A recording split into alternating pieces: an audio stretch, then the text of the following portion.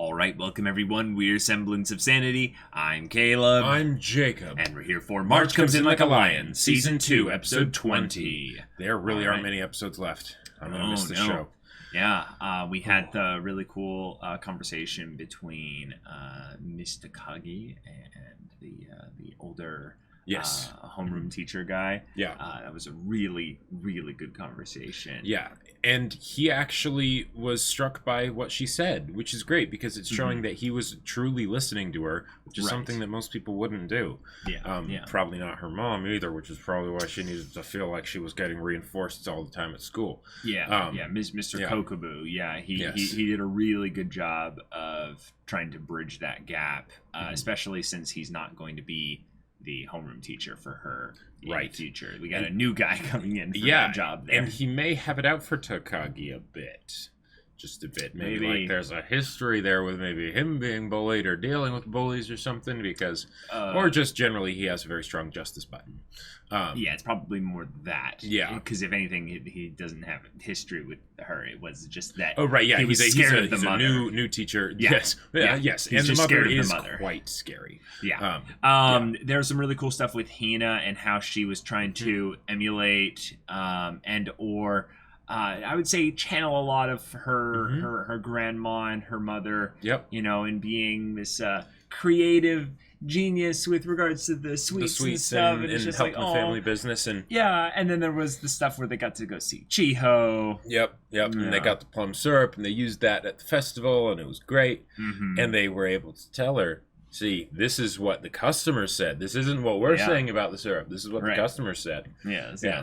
And so it's really wholesome. I really like how they've been making that connection with Hina to her mom, as if like this is kind of her way of moving on. I feel like because of the loss that's there. So I'm excited to see what they do with that next. But they could also move to Ray.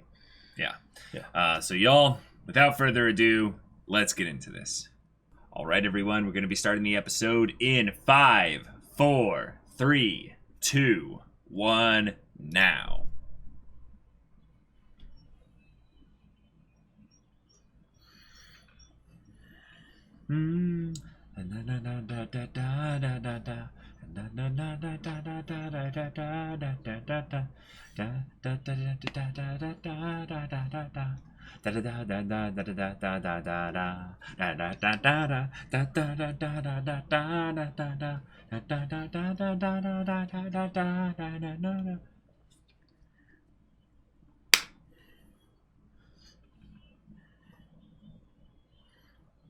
It's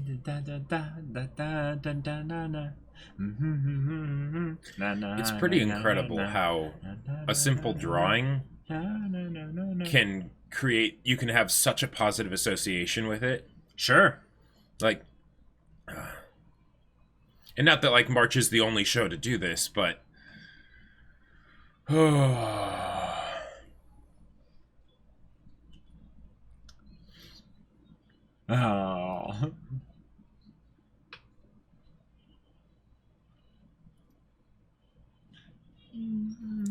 part where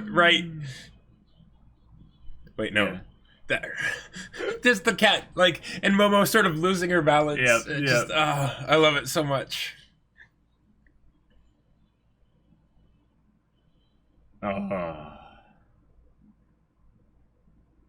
Summer Vacation Part 2. Okay.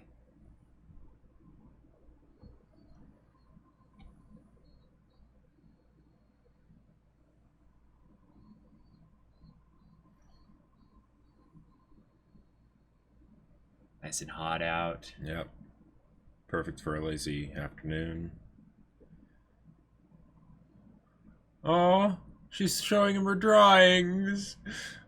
Oh, cool. And like, did you see that excited look on her face? Yeah. Cat confections.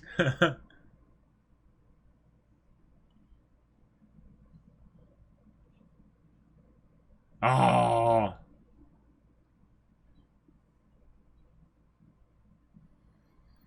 Oh.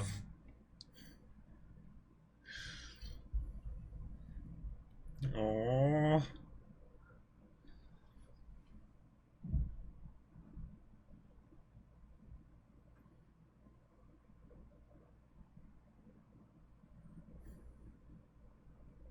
Oh, real life. Yeah. Oof. Yeah. Oh. Oh, that sucks. That is rough.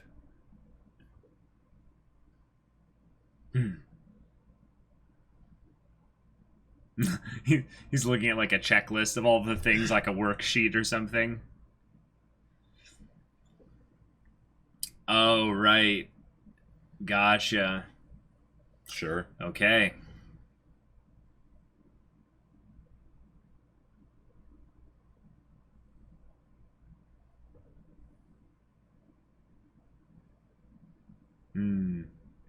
The way they do these... It's a really calm track. Yeah. But like these empty spaces in the episodes... it means so much.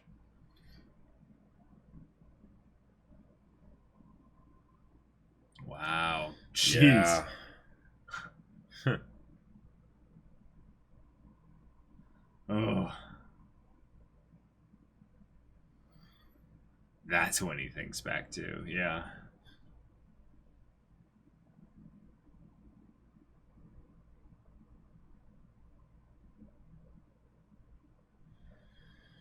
Wow.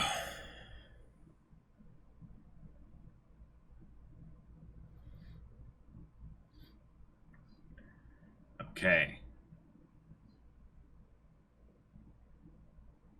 It was just a couple months ago. Yeah. Gotcha. Yeah. It was the perfect escape and the perfect kind of convergence of his skills with running away. Yeah. Yeah.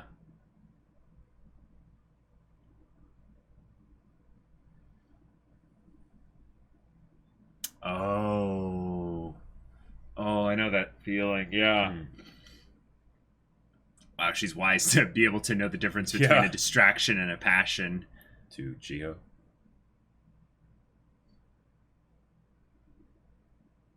Huh. Pressure.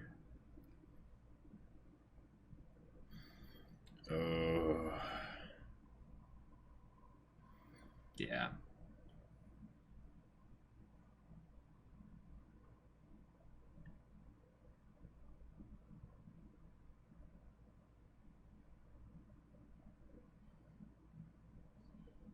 I hope you study.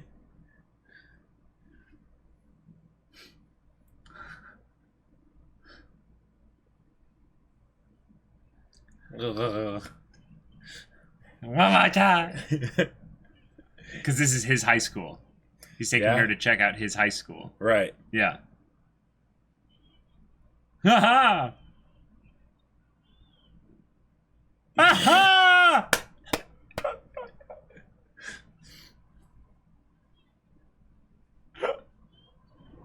Ah, yes, of course. Yep.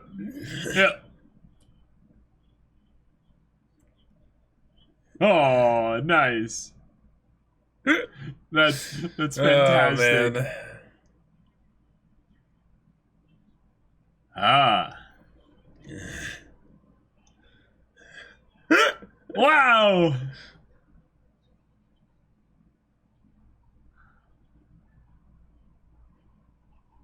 Ah.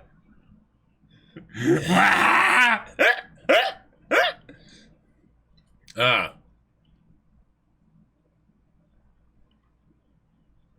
Ah. Oh. Hey, here he is. Yeah. Ah. Ah. Yeah, that'll like from Momo.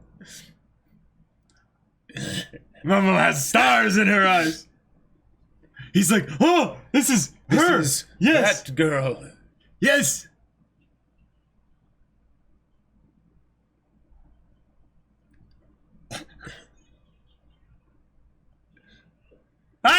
Oh no! Now he's trying to be way too cool. Oh my god.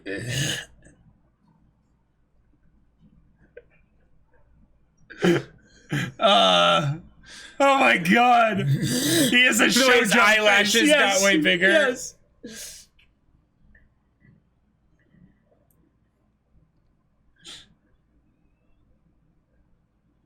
Oh no! Hayashira's gonna fall in love. Yeah. Oh god, he does. Disheveled, sweat soaked, and he's just gonna be like, "Oh my god!" He's just gonna fall over. Oh my god! Oh my god! He was taken to another dimension. Yeah.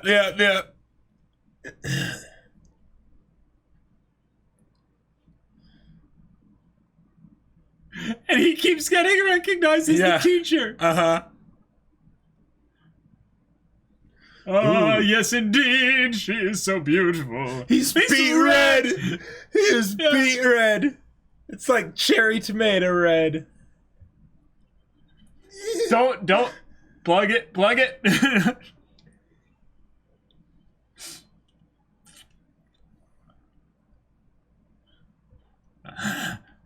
He still hasn't moved from that spot. Oxidized iron.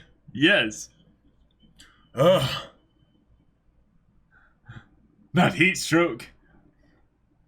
No.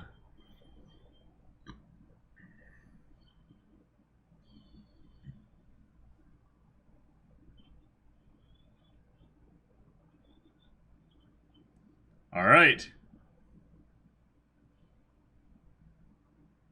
She's gonna totally miss. Yes! Wait, didn't they do something like this in Nishijo? Yeah, but it was like a really bad version of it. Right. Ah! Hey.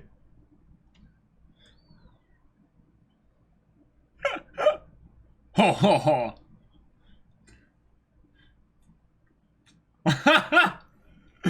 Let me show you.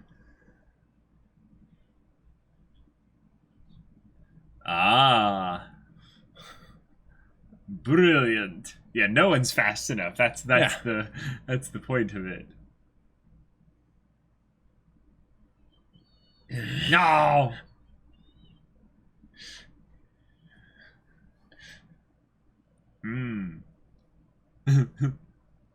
What was that guy doing with his finger right here?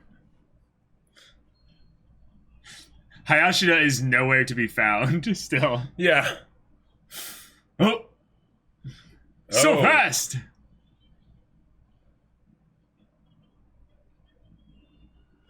Oh,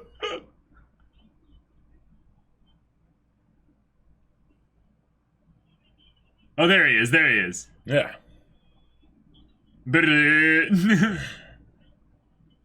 Ah.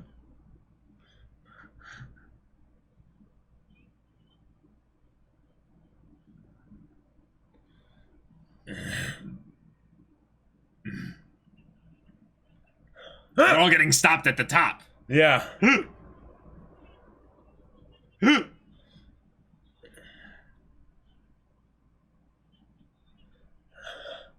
Yeah, I put in all the work.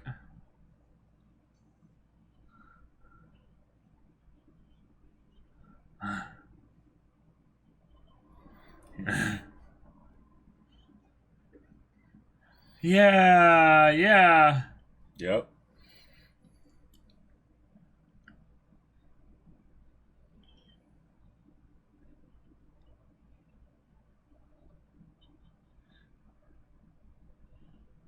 Oh.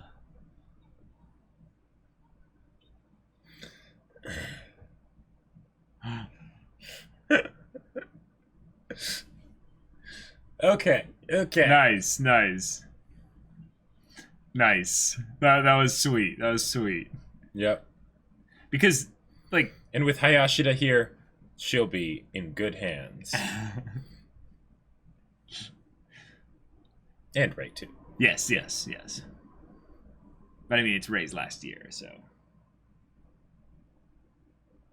Isn't it? Or is it his second to last year? Oh, I guess because he was held back because of the...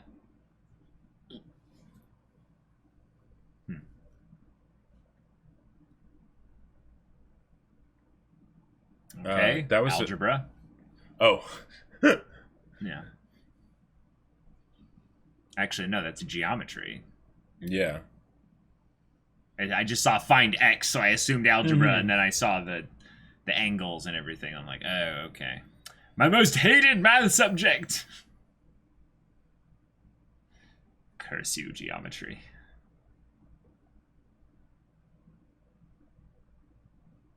Oh.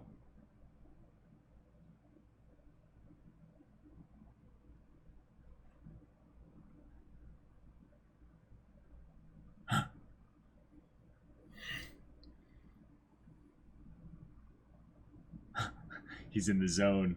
Yep.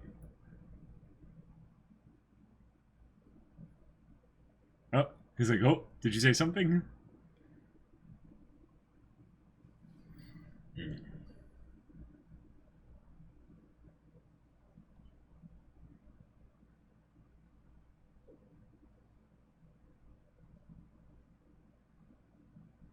He's saying it in her language. That's cute. Oh.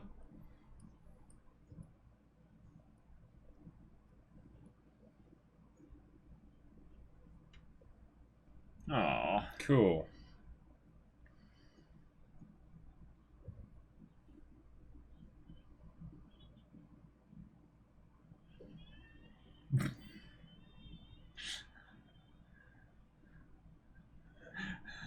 Well, I mean, that's what you were thinking would happen, right, Ray? He's glowing. Yeah. Watashi ga kita. Yeah. Behold, I am your cram school. Yes. Yeah. Serious face. Dori.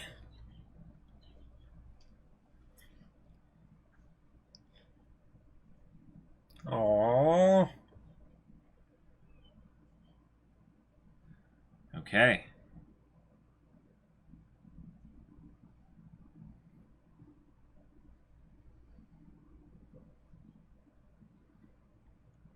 Yep. Still don't like it, though. Ah, nice. Yeah, it's very similar to his approach to Shogi. Sure.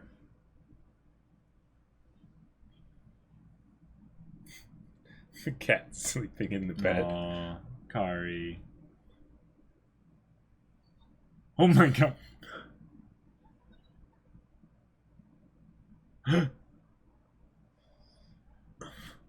Oh. She's already been like trained for. Yeah. Whoa. Ta-da! Aww.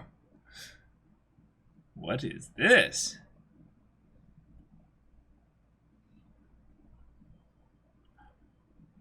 Whoa. Oh! Whoa. Wow! It's golden!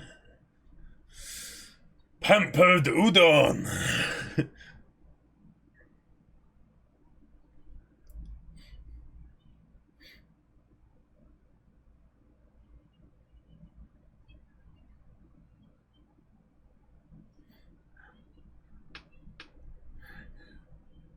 Heartrending. Yes.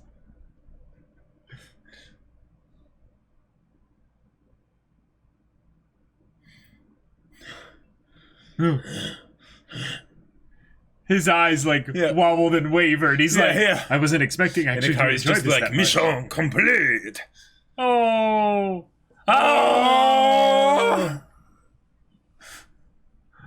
And that's how it was. Yep. Yeah.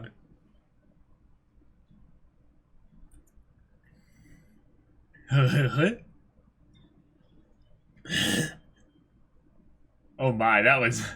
Huh. Aww. Wow.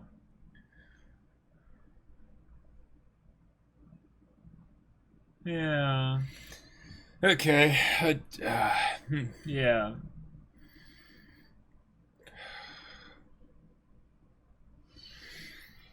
Mm-hmm.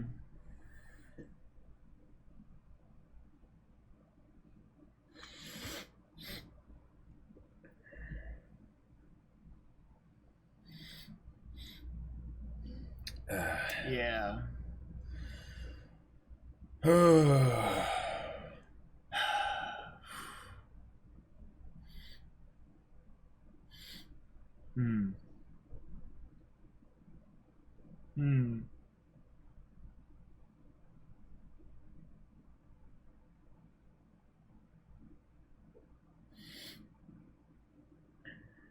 Hmm. Everything's so bright. Yeah.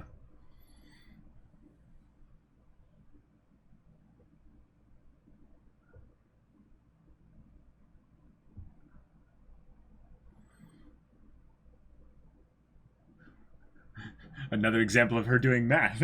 Yeah. Hmm.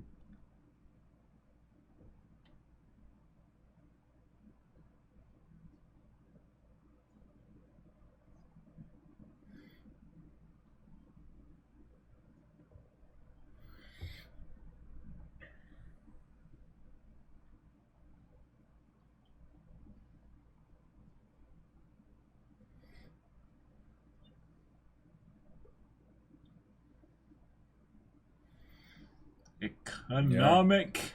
Yep.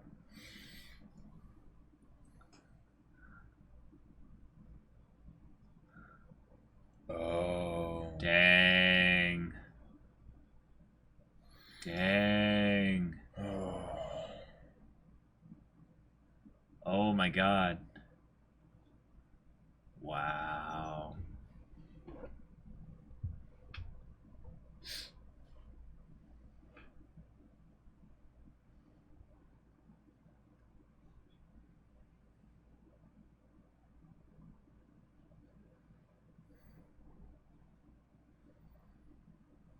Oh.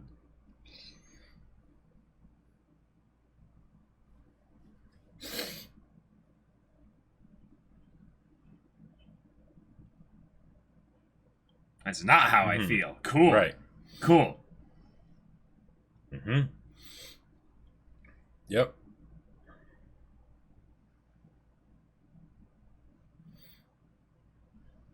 Yeah.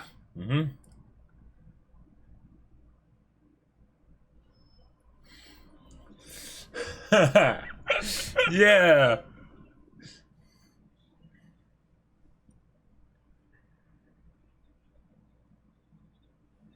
Oh.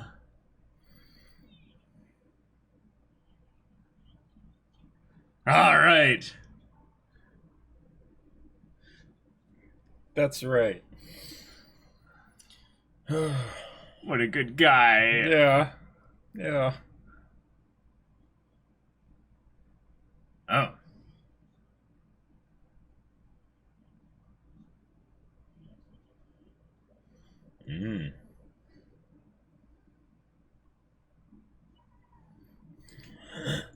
Just turns it around.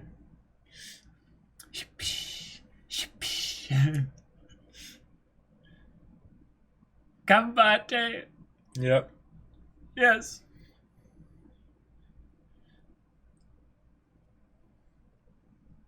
This season's totally going to end with her getting in.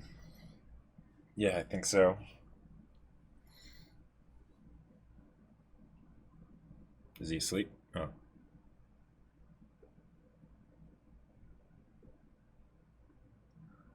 He might as well be asleep.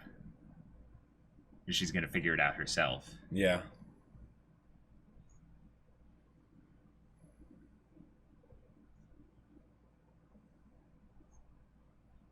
I really like this track. Whoa.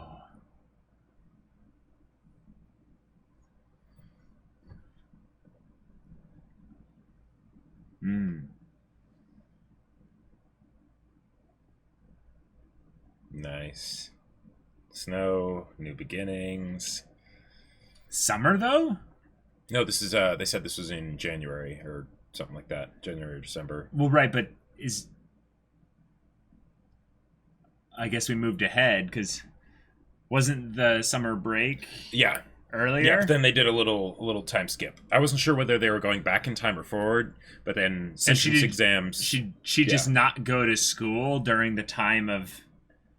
Or was she going to school already and then... That just was a big time skip. I'm forgetting what Japanese school years are. Yes, that's probably what it is. Yeah. Mm-hmm. Yeah, because I was like, wait, hold on, snow. Because if I recall correctly, I might be wrong about this, but I believe April is when the school year starts.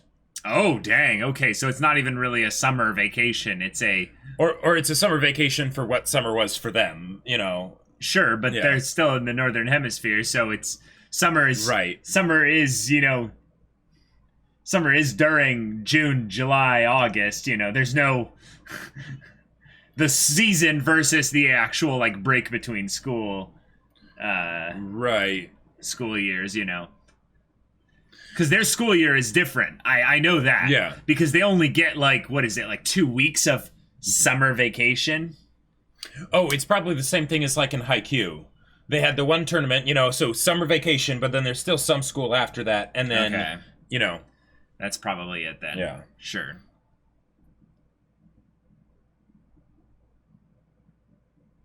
All right. Let's see what we got here. Oh.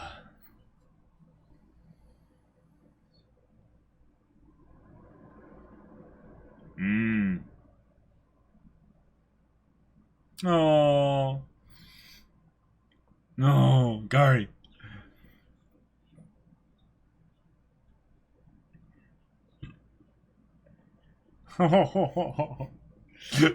Okay, well, there we go. That's the end of the episode. That's setting up the next kind of segment of story. Yep. Mm-hmm. We've got Hina, and she's going to be trying to get into the high school that Rei was in. Mm-hmm. And I believe, going back and checking on it, yes, Rei has one more year of high school that he will be doing. Mm-hmm. And it will be when he's basically the senior and she's the freshman equivalent coming in to the school for her first year. And he'll be on his last year because I believe he's a year behind in terms of his age due to all the stuff with Shogi and just generally him not coming to school because being ridiculously depressed. And, that was the whole plot, I think, of the end of the first season and the beginning of the second season. That's where he ended up working with Hayashida in order to be able to make it so that this could all work out. Yep.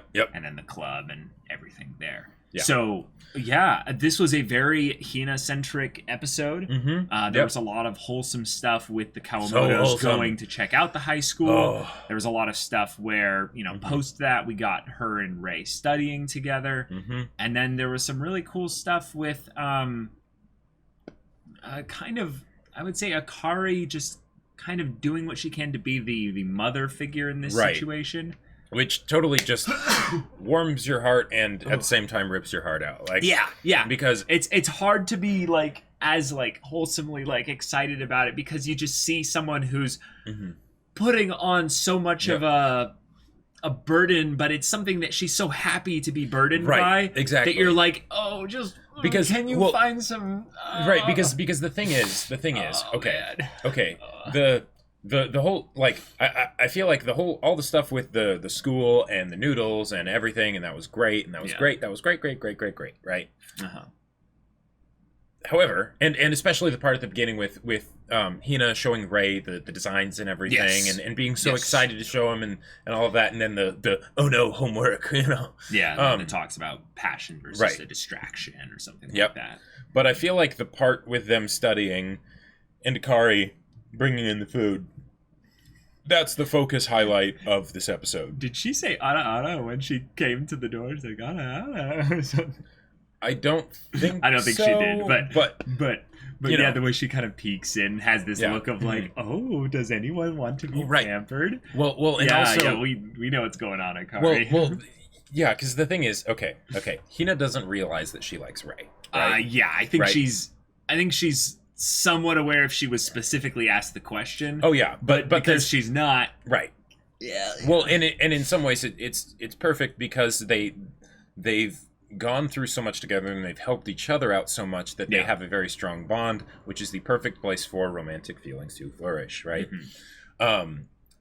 Because they're both so, young and naive, they don't realize that, whereas Akari, it's plain as day, right? Yeah.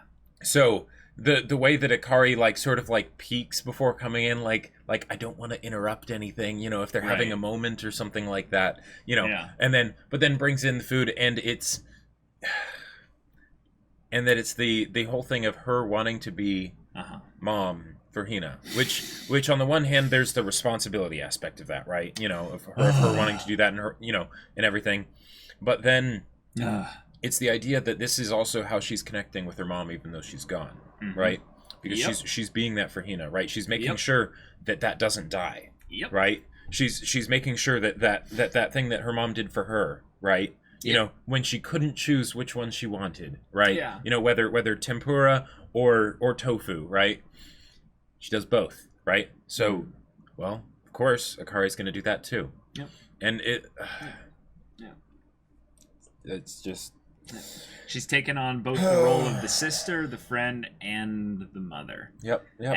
Y'all, can we get some happiness and some just someone to come along and just kind of shoulder Akari a little bit, just kind of just. Yeah, because the thing is, okay, this show does such a good job of just creating this incredible warmth in and through these characters, right, and surrounding these characters, and yet we know there's pain there. And the thing is that pain gives value to the warmth. It shadowproofs the sunshine. If it was just like nothing against KyoAni, I love KyoAni, right? But if it was simply just all sunshine, and not that KyoAni even is that, but with the idea of the overabundance of it, right? Then that makes you value it not quite as much, right? But because we've seen the pain that these characters go through and are still going through, but they can still have these moments of just life being good and them being able to rise to the hand that life has dealt them with a smile on their face, right? For sure. Because this was not a burden for Akari. No. Right? There are times where the burden is a burden for her and she needs to take care of herself and things like that. But this moment in time and space, this was just as much a gift for her as it was for them. Yeah. And God, that hurts even more because you're so happy that these characters have all grown in the ways that they have since this show started. This is something that I can't express enough. Yeah. If you go back and look at the earliest episodes of this show and you look at these characters, they have each grown so much to the point where Akari, I think, in her most in her wildest dreams and wishes at that time, she couldn't have imagined this being the thing that would bring her so much joy. Yeah. Not that it wouldn't have brought her joy, or she didn't think it would have at that time, but just that what she wished for her family, for Ray, for the connection between their family and Ray. Yeah. This is beautiful. And so we have this blossoming little thing going on, and Akari has no Hayashida in her where she's thinking, about way down the line or something like that, where she's trying to pressure anything or what have you.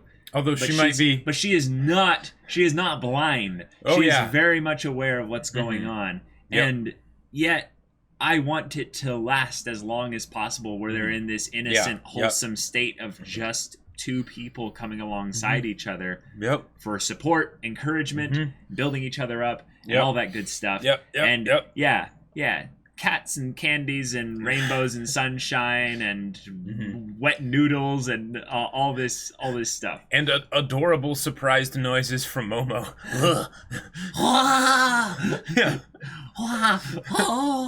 It's amazing. There was something really wise that Hina did. There were two moments, actually, I would say, particularly that stand out to me. There are probably more, but in this episode where Hina was particularly wise, I said particularly a lot there.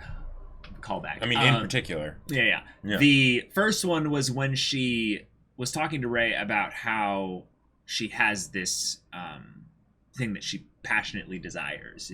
When she wants to go to the well, no, it wasn't to the school at that point. That was her later. Talking about basically all the candies, the sweets, the creativity, these things that she has bubbling up in her head or subconscious, and they're like staring at her right in front of her. They're things that are right there, and she's able to visualize them so perfectly such that she draws them all out, and they're amazing, they're wonderful, and that yet she has this big burden of reality, the homework, the struggle basically right in front of her, not really blocking her path, but kind of being like, before you even come close to this, you have to deal with this.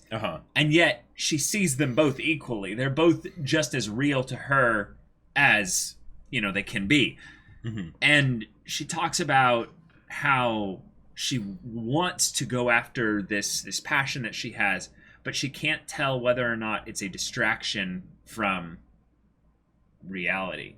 And I've had multiple moments in my life where I've seen that scenario play out the exact same way for me, where I have a thing that's out there and it's so attainable in terms of my creativity and just the amount of effort it would take to move forward and just grasp it. But there are these things there that I need to take care of. They're mandatory. They demand my attention. This thing captured my attention, but these demand my attention. And there's a very real battle that happens where you have to basically separate that neither is a distraction, but in the moment there is a prioritization that needs to happen regarding, the order in which these things take place. And too many times I've basically let what was the passion end up becoming a distraction.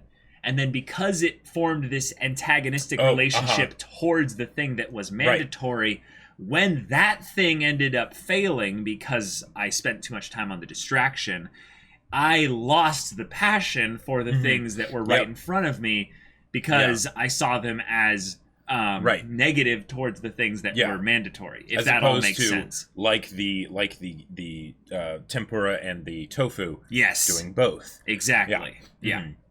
And there is the whole thing of he who chases two rabbits catches none. But if you do it in the right way, giving proper priority to things, and paying your dues. But Hina's what, 14, 15? Yeah, 14. Like that's so huge to figure that out. And I think what it is she was just kind of cluing into that being a thing because this is one of her first experiences with this dynamic. Now, I don't think this is really her first experience with this dynamic in a literal sense. I think she has other times where it was really close. In some ways, a lot of the stuff going on with her school, you could say in a lot of ways that she had some really pressing negative distractions there. That were just overwhelmingly... and the whole class had them, and that's why there's the homework, demanding of her attention. But the idea that in those situations, one of the things that you need the most, I think, is someone to come along and basically help you stay focused on what's important. Keep the main thing the main thing. So that you can have the time, so that you can have the mental energy, you can have the freedom to then chase after your passions. And Ray doing this, I think, is going to mean a lot more down the line when she's then able to have those moments, either post school or early in the morning or what have you, where she'll be drawing up little designs and stuff. And I can already see her in high school, during lunch break or something like that, drawing that stuff and making new friends because they're like, oh my God, those drawings are so cute. Boy babes. And then it's like, oh, thank you. What's your name? I'm Hina. Oh, what's your name? And then it changes the whole dynamic of her school experience because she then has the ability to take that passion and bring it into her everyday life, and it changes the environment around her, the atmosphere around her, to where she actually gets friends and all that good stuff. One of the things that I absolutely love that this show does, that I feel like maybe is an emergent behavior of how well they've established all the details of the characters that make them come to life, is that the characters will have those moments of, like Hina, for instance, having that wise insight there, right? Yeah. And the thing is that I feel like that is so true that happens in real life, where basically people will have these moments when they're growing up, right? Of, the wisdom from babes, right? Yeah, they'll clue into something. They'll clue into something, but the thing is that because they're young, they don't necessarily realize if they've clued into something, and if they have clued into something, how big of a deal that is. Right, they don't know how firmly to grasp on. Exactly, right? Mm-hmm. And that's why, having someone come alongside you, right, and be like, that's really good, like what the grandpa did when she was thinking about the money, that right? Was the one I was going to bring up next. That's huge, because it's a thing of saying, okay, there's this thing that they're thinking about, there, this inkling of a worry or a thought or whatever, right? And then saying, yes, that's good, that's right, yeah, the fact that you're latch onto that, right? That is something that you hold on to it, and because that is good that you're thinking about it, right? Right. That's how we learn, right? That's how we learn. And so the way that they're showcasing that so well in this show with these characters, it's the little things, it's those little no big deal things that matter the most. And because this is showing someone growing up, really growing up. And there's lots of shows and stories where they'll try and show the growing up in something that's more like specifically grounded in maybe the themes of the show or what the show's about, right? Oftentimes if it's some kind of like, romance or something like that, right? It's the people growing up in regards to romance or something. But but this is just with how the characters are interacting with the world around them in general, right? Yeah. It's all those little lessons, all those little things that might seem pointless from the standpoint of the story itself, of does this really matter in the story because it doesn't move the plot along, it doesn't, this is a true slice of life, though. Right, exactly. Yeah. And the way these types of episodes, at least, Yeah. And the thing is that these things are those little details that you wouldn't necessarily know if they weren't there, but you can definitely tell when they are, right? Okay. Gotcha. So I just wanted to shout that out again, because March does that over and over again. Yeah. Like I feel like I should stop getting surprised by it, because it just does it, and it does it amazingly well. The thing with the grandpa that surprised me a lot was I wanted to contrast that with a time from my past where I, being the oldest of the kids in our family, was probably the most aware at certain times when money was an issue in the family. Sure. There were multiple times where my family we suddenly had no income. And it wasn't that we'd had like no income, but it was like we'd have nothing left over. Sure. And I wasn't really able to clue into this until I was probably about 8 or 9. So I was a bit younger than Hina, but the way it came out was in different ways, because my family always had a pretty big big set of people in the house at any given time, because we would either open up our home to people who needed basically a home to stay in or what have you.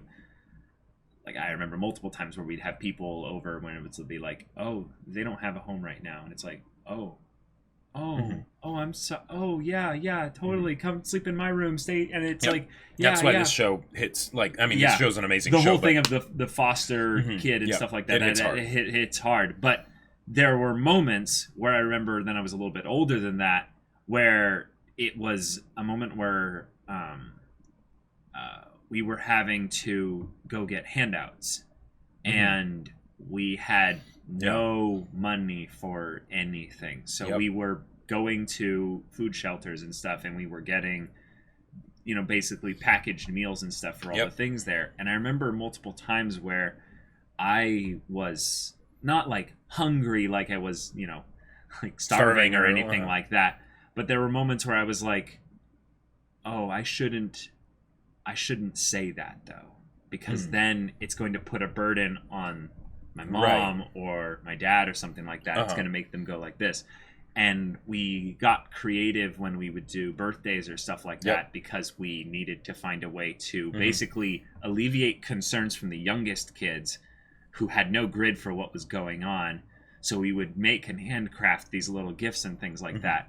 And it was a moment where I realized that I was doing basically the thing that I maybe was a little bit of the fear-based kind of immature thing of where I felt like that was a conversation I couldn't have with my parents. What Hina did here, I felt like I couldn't actually talk to them about it because they weren't, strong enough to handle it or something like that. I didn't want to put another burden on them.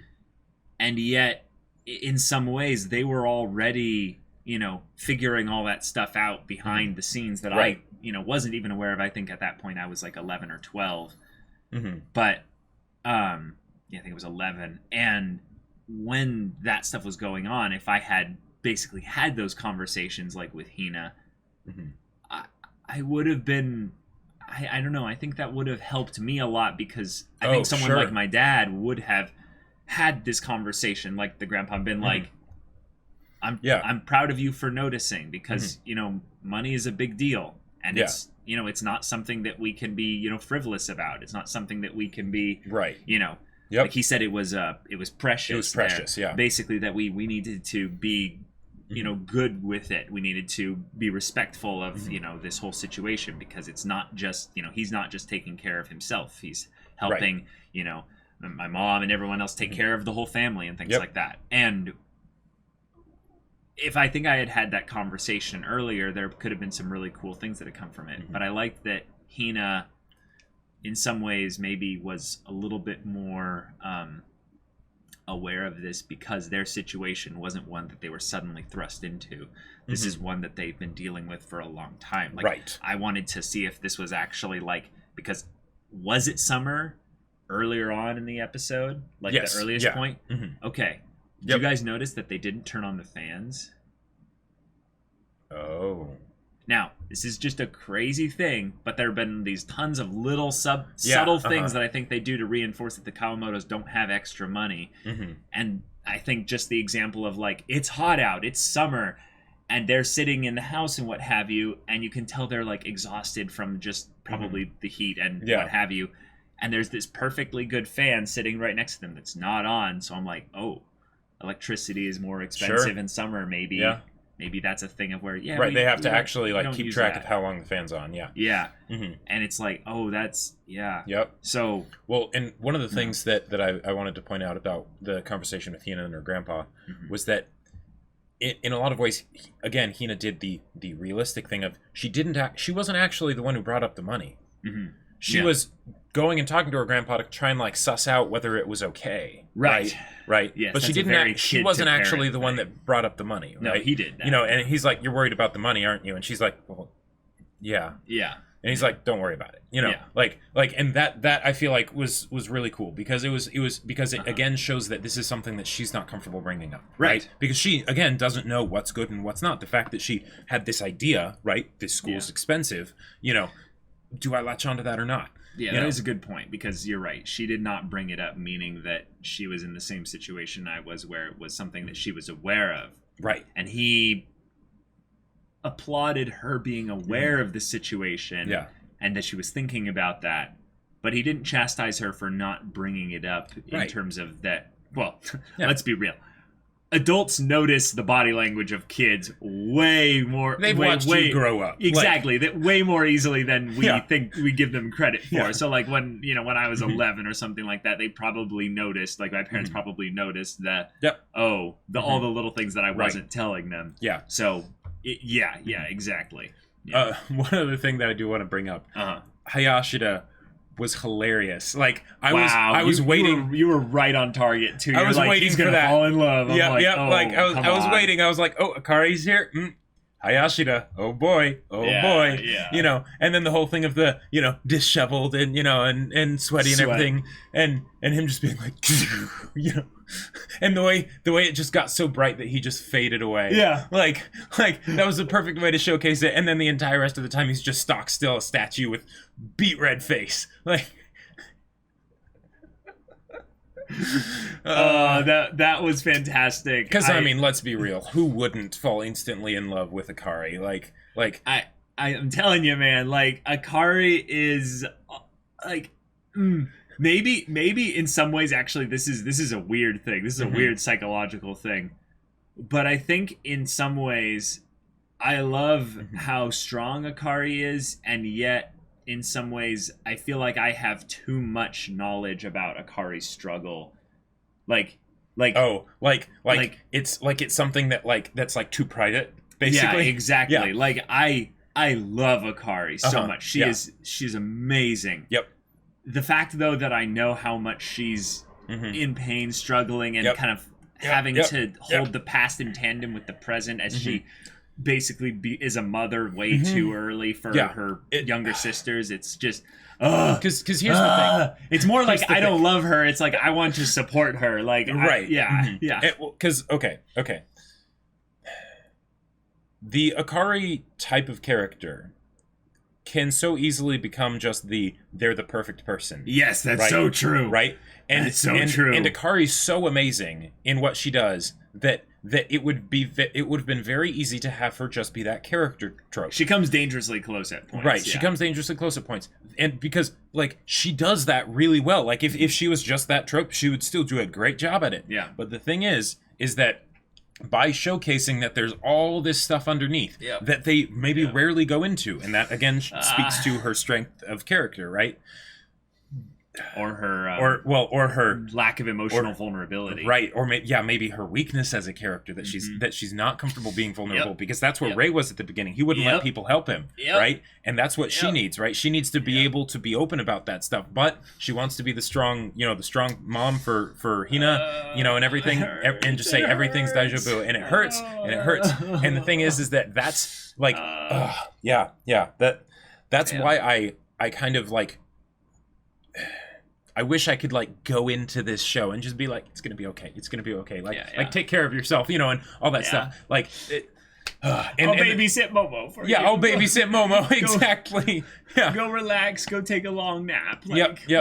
Like, because the thing is that there's people like this out there, and it might not take as flowery and as bright and colorful of a look as it does in March, right? But these people are out there, right? And they might not be as outwardly perfect as Akari is, right? Sure, right? But the thing is, they're out there, and they need to be told everything will be deja vu. Yes, right. Yes. So yeah, we've got some really good stuff to look forward to. We've got Hina taking entrance exams and stuff going into Ray's high school. This will finally be a high school rom-com. This will probably end with her getting into the high school and things starting to look up. We only have 2 episodes left. Yeah, we only have 2 episodes left. And then we're going to be having to wait for season 3 with all the other seasonal anime watchers. So, y'all, this is a wonderful, fantastic, just gorgeous show. Thanks for staying strong and getting us to watch this. Yeah, and it was quite the ride. But a couple more episodes to go. So and one of those might be Kyoko. Yeah, be sure to look out for in our Patreon very soon the poll that'll be coming up very soon to replace this show. Yeah. But if you want to see the next episode's reaction to this wonderful show right now, though, go check out the link in the description below for our Patreon. You can get on early access there, and any level of support gets you access to our Discord, where you can chat with us about these stories, about anime in general, about all that good stuff. And if also, if you want to check out Jacob's book, Battle Lines, still available for order on Amazon. The link is in the description. Go check it out. Make sure to leave a review if you get it, so you can let other people know what you think. But so if any of that interests you, we'll see you there. But until then, we're Semblance of Sanity. I'm Caleb. I'm Jacob. And we'll see you all next time.